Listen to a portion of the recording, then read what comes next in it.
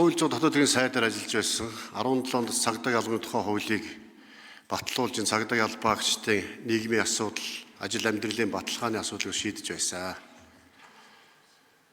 20 жилийн өмнөх, 30 жилийн өмнөх одоо цагдаагийн албан хаагчийн нөхцөл байдал, өнөөдрийн нөхцөл байдал хоёр бас нэлээд өөр болсон шүү. Одоо манайхан одоо ерөөсөө оронтой хүрэхгүй гэж яриад байдаг. Оронтой бол хангалттай болсон. Оронтой бол хангалттай байгаа. Одоо ганцхан дотор нь яаж зохион байгуулах вэ? Яаж одоо ажил ачаалал зөв хуваарлах вэ гэдэг дээр анхаарах хэрэгтэй. 20 жилийн өмнө гар утасгүй харанхуй гудамжинд гэрэлтүүлэг байхгүй, зам байхгүй гудамд цагдаа нар явган эрүүл хийдэг байсан. Тэр үед үнэхээр одоо ачаалттай байсан. Одоо бол бүх гудмууд гэрэлтүүлэгтэй болсон, бүх гудмууд автомаш хатууштай замтай болсон, камертай болсон, гар утастай болсон. Тийм бол одоо ихэнхдээ үндсэндээ камерыг хяналтаа хийгээд их бололцоотой болцсон байна.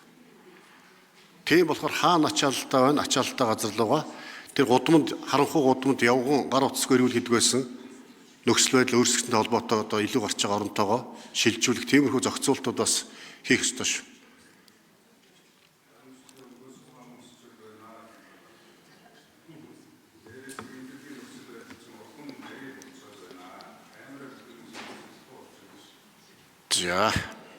За одоо